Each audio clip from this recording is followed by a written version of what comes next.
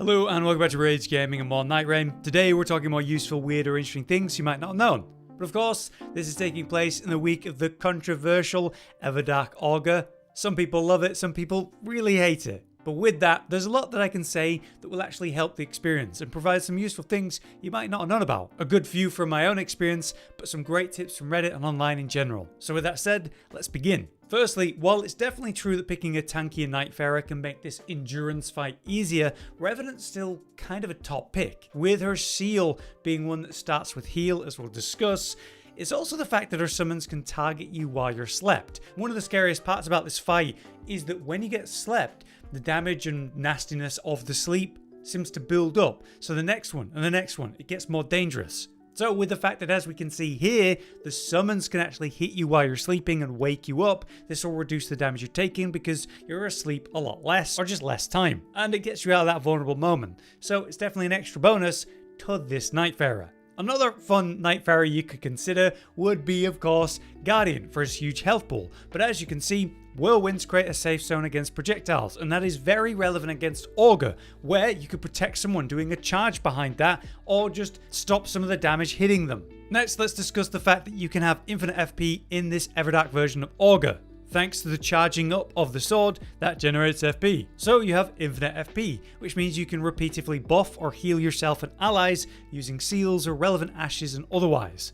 This can give you incredible sustain for the fight, making it a eventual win other than the build up to the sleep, which is a danger. So there's no reason not to hunt for a good few seals, for buffs, ashes of war, heals, whatever Nightfarer you are, for that final fight. Good examples of that is the basic heal you again find on Revenant's starting seal, but I've used quite a lot of Blessing of the Erdtree, which is a commonly found incantation on basic seals, and it's an AoE heal over time, which is pretty fantastic for this fight. On that note, I'd also like to recommend the Gradual Healing Flask Dormant Power, which is normally not so good. Since this fight doesn't have a lot of continuous combos and damage, just single hits that do a lot of damage, you can pop this heal and heal back up through an attack and then let it continue beyond that. It actually provides more healing than a regular flask, just slower, so definitely worth considering. Finally, for this topic, be aware that upgrading seals with said heal on it does not increase the amount of healing it has, which means it really isn't worth wasting the upgrade materials or the time on doing that. Here's another fun and really effective tip for the Storm Ruler. You can charge it up and then put it away. This allows you to have it pre-charged for the moment that you pull it out again, actually punishing this jerk in some of his tighter, smaller windows. So as he's flying around wasting your time, just stand there charging up the hit. And then when he finally comes in range, you'll have it ready to go to slam down at a moment's notice.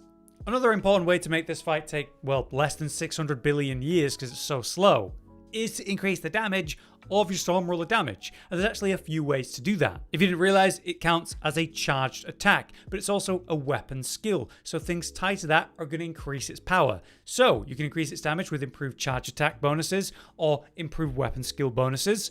Good example of that for a talisman would be Godfrey Icon. It goes beyond just that concept though. Anything that increases your attack power should work for this. So stacking Everjails with a 5% buff relic line per jail, that's a classic easy one that you probably do well anyway.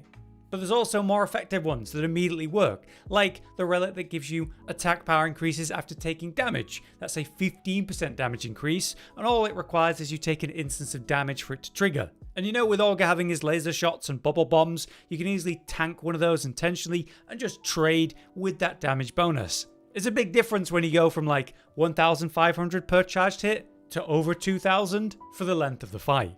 In general though, I'd recommend Raider, Guardian, Wilder just for the bigger health pools, with a seal with a heal, just to survive the fight longer. Here's an important tip you might want to consider. When you break all the orbs and stun Augur, you get that big DPS window to slam some charged Storm Ruler hits and maybe some of the shorter quick combos. But don't forget, you can actually deal damage with normal output while Augur is down and stunned. Therefore, weaknesses actually apply again, such as obviously lightning damage. So lightning weapons and skills and otherwise, you might actually be able to deal way more damage than the Storm Ruler hits if you happen to have a strong lightning option in that specific DPS window when it opens up. Having said that, you might still have to run so far to even reach the downed Augur while he's stunned that it's better to just use the Storm Ruler in its amazing range. But it's definitely something to think about and make best use of if it's possible for you on that run. The highest voted topic on Reddit today was this: asking for Storm Ruler as a special Ash of War or unique weapon that you can actually find in the future. I could definitely see this as like a legendary version of your starting weapon that you find. So if you actually spawn in a legendary from a dormant power or maybe just a drop from a corpse, it would be cool if that had Storm Ruler tagged to it for that effect. I think what they'd have to do is balance the concept because, you know, infinite FP and 1500 damage a charged swing would definitely be busted, especially with the range that it has. So if they were to include it as an Ash of War and a special weapon or something like that, they'd definitely have to reduce that damage and they'd have to completely remove the infinite FP aspect, I think. But even then, it could be a cool and fun thing for them to include. It's already there in the files, they just have to slightly balance it. I think it's possible. The last thing I want to mention, just as a little note for fighting Everdark Augur, is Duchess and her character skill, Restage, which actually has a range to it. So yes, as we know, it reflects the last few moments of damage for less damage than the original, but it's a very strong character skill and a big part of why you pick Duchess. But the fact that it actually has a range doesn't really come into play basically ever, at least until now. Until you're fighting a giant flying jellyfish that moves 600 miles away from you every single time it does anything. So you might be frustrated in your own experience with Duchess in this fight that Restage is bugged or not working, but the reality is that it has a range and Augur is usually out of that range. This works in general, like if the target's too far away, it won't restage the damage, so it's important to know for normal fights, say you're against Fulgor and it's just charged off into Narnia, maybe it'll be too far away. But with this being a flying jellyfish super far away in general, it's especially noticeable in that fight. So I would not recommend Duchess against Everdark Augur. Okay, now just a couple things to do with the patch. Like this fantastic new feature. Did you realize you can now sell relics when in the rewards menu? This means at the end of the run, you get whatever amount of relics you get, say 5 or whatever if you won. And here you'll see ones you'll never ever run. And then you'd have to take it, go find it, filter through, maybe with the new filters, and then sell it. Sure, it's nice you can sell at the relic stand and there are better filters, but it's the fact that we can do it here in the rewards menu that's incredible. So you can just see ones here, the ones you're being offered, the 5 you're considering now anyway, and immediately sell them. So it's a really nice bit of quality of life that if you haven't realized they've added, now you do. As another thing with the patch that's a bit subtle, they've actually changed a lot of the descriptions of item skills and otherwise. Things are generally a lot more detailed, which is nice because it gives us a clearer understanding of how the passive or effect or whatever it is actually works. Or at very least, how it properly triggers. It's definitely been confusing initially where we've had to kind of get used to things through blind experience. I think this kind of thing should help newer players on average, or at very least help you feel a bit more certain about how something actually works.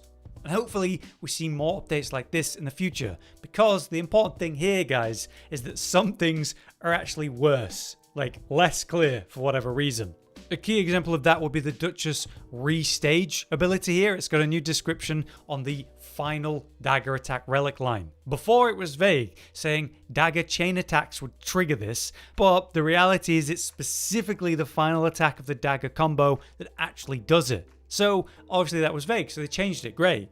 But instead of actually saying what it does, it now says on dagger successive attack, which suggests that you only need to do a couple quick hits to trigger it. But again, that is not how it works. It's only the final attack of a combo using a dagger as Duchess with that relic line, which is really specific and would be nice if it actually said that. So yeah, hopefully we see further updates to these details, just making things more crystal clear. But keep in mind, some are wrong or just still too vague.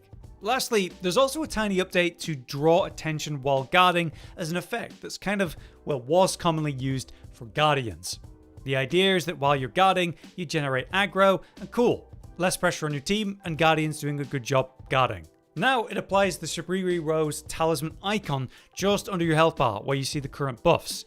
This way you can see when the effect is actually working, and importantly, when it definitely isn't. Say when you're using Steel Guard or something else. So that's another good update to help understanding, but there is this theory going on with this one that I want to talk about. If you don't know about this, people claim that the aggro effect only actually works when you successfully guard an attack rather than just holding the guard button. So you could imagine it like, say, using the guard effect with Executor. You land the actual parry and that generates a load of aggro on you. But just standing and guarding there doesn't do anything. And it's a pretty popular thing that's being said about this topic, even though nothing in the description suggests that's how it works. And now with this patch, we have a literal icon that clearly activates when holding guard, not specifically when you land a block or whatever. From Software may have made this change to make it clearer that it's just when you're guarding, but with FromSoft, you never truly know, do you? But yeah, there you guys have it. Hopefully that was just a good few things in there for you to consider and maybe help you out against Everdark Augur. If you guys have anything you'd like to add to these topics or suggest for the series in general, then please let us know in the comments. But until next time, I've been Hollow, you've been you, and thanks for watching. Josh, Cotton, and Hollow with the videos, dropping the humor like a hammer on your tippy toes, bringing entertainment on a daily arrangement to take our insanity and turn it into entertainment. Yes, I said entertainment twice, to reiterate that it is nice to look into your faces on a mostly daily basis when you let us in your homes to make the whole world a stage. Goodbye.